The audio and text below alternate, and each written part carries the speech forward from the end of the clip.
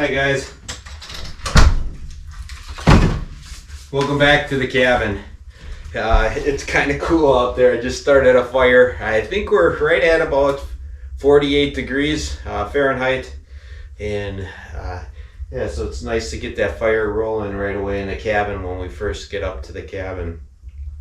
This week we're going to be discussing a topic that may be very highly debatable, but I'm going to give you it according to the Gospel of Carl. And that is, we've had a subscriber, Mike W., who asked a really good question this week, and that was, what are some of the tools and the things that I will need first in preparation for building my own off-the-grid cabin?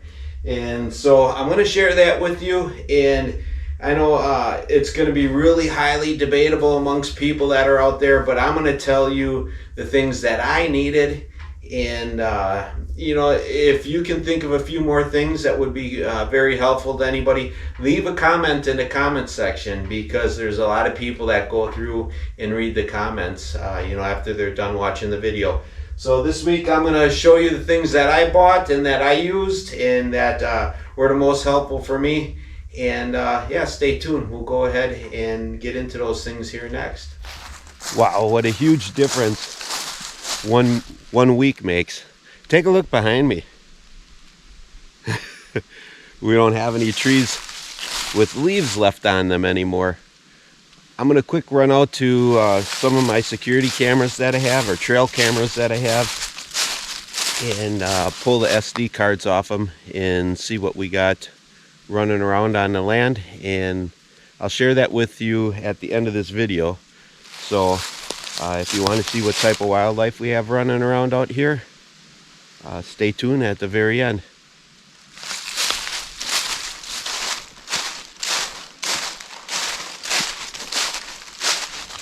All right, one of the most important tools, I'm going to list this as number one, is you got to get yourself a good power saw. I have the Steel MS 391, and this saw is just big enough that it was able to help me clear out all the trees that were in the building site, and that's a necessity, obviously. That was my first investment that I made, along with having a decent power saw. Make sure that you get yourself either a wood splitter or a decent axe. I went ahead and got this Collins axe, and this thing is just deadly sharp. And the first couple weeks that I was out here, that's what I primarily used for splitting my wood. And then also get yourself a decent cant tool. You've probably seen me use this a couple times in my videos. This part of the cant wraps around a log. You're able to wrap it on a log and then lift it up with this attachment so that your chainsaw blade doesn't dig into the ground. It's going to save you a ton of life on your chain, because believe me, there's nothing more frustrating than plowing through a chain and being out in the middle of nowhere and not having a means to get a new one. Or, you know, I do have files up here for sharpening, but that gets old real quick. So if you can save the life of your chain, this is going to be the way to do it. Get yourself a decent cant. Next piece of equipment that was a lifesaver, I'll show you right now. Get yourself a decent generator. I've got two generators that I primarily have used all the way through the whole build. The first one is going to be this Black Max generator. This one's a little bit small. It's only 1,000 watt, but it was just enough to help me charge all my batteries. As you've seen in my past videos, I'm a huge supporter of Milwaukee tools, and I used a lot of Milwaukee cordless tools during the build. And then also my lighting, until I got my solar going, a lot of my lighting was done off of Milwaukee's lights. So I was able to charge all my batteries with this generator. And then as I started to get a little bit more serious about it and started to use my chop saw and skill saw and all the different saws that were corded, I upgraded. I went onto Craigslist and picked up this new to me Honda generator. It was slightly used. I was able to get a real fantastic deal on it. Be resourceful, check a lot of venues like that, because you don't have to pay big bucks to get all these tools. So these were just huge and instrumental in the build as well. And so this I would mark as number 2 in the order of importance. So to answer Mike's question, what are the top 3 things that I chose to build my homestead?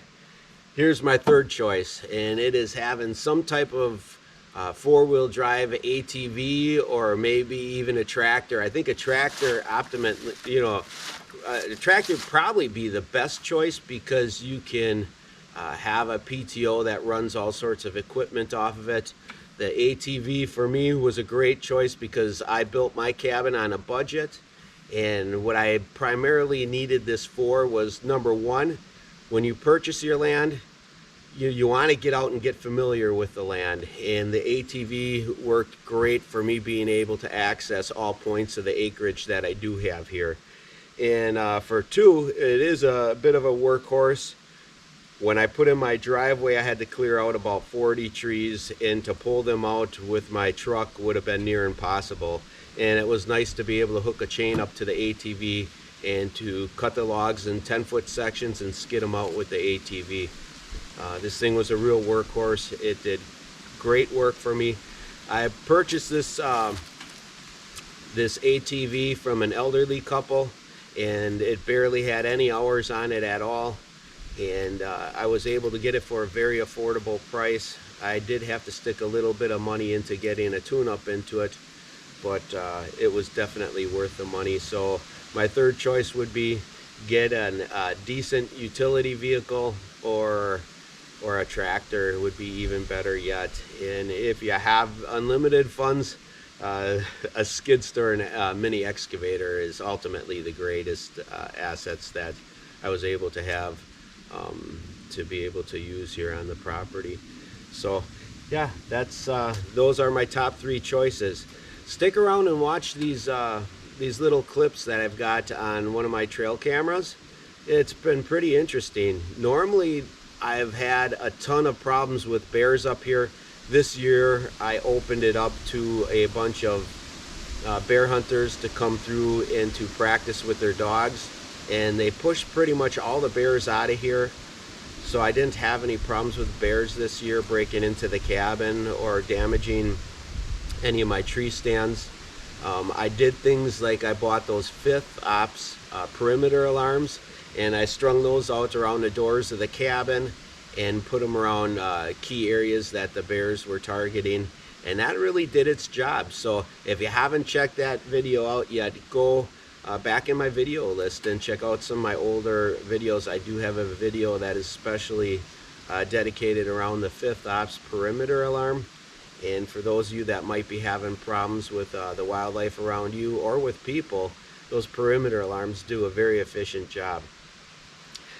So yeah, but one thing that I did catch on film that really shocked me is I caught another one of our major predators around here, and that is I got a really big bobcat, and this thing is gigantic. It's just a real small clip of it walking through, but you can see by its belly sagging that this animal is fed really well. So anyways, I was glad to be able to share this information with you guys. Anytime you have any questions about the homestead, feel free to ask and we'll do a video on it.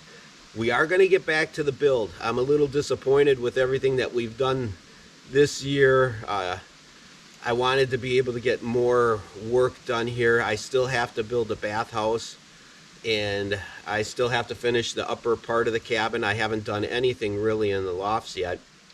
But the whole COVID thing has got us down. Lumber's finally coming around to a manageable price.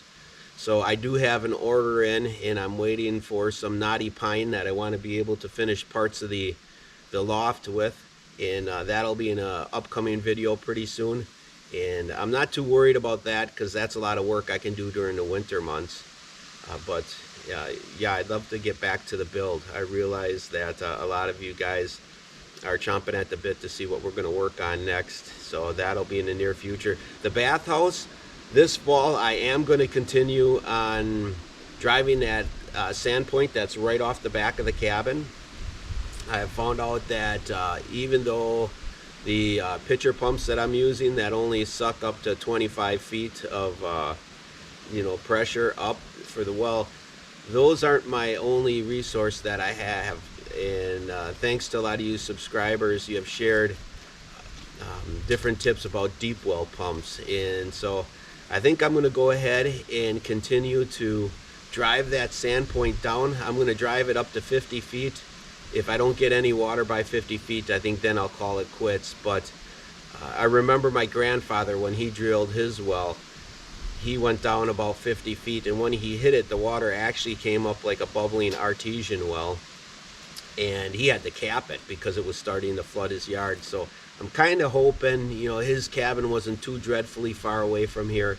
I'm kind of hoping that maybe Lady Luck shines down on me and I get a situation like that.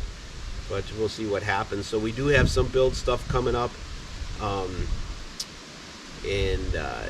Now that lumber's coming down in price, I'll see what I can do about getting the bathhouse up. I'm not sure. We'll see how the weather goes this fall. I'll try to get the bathhouse put in behind the cabin yet, but I'm not going to push it. I want it done right. I want to build a decent foundation for it. And if weather doesn't permit, then that'll be one of the first things we'll do next spring. So check out these pictures. And after the pictures are done, we'll settle down to a campfire. It's starting to get to be a little bit later in the day here, and we'll talk to you later. So stay tuned, and I'll show you what we got here on the land at the homestead.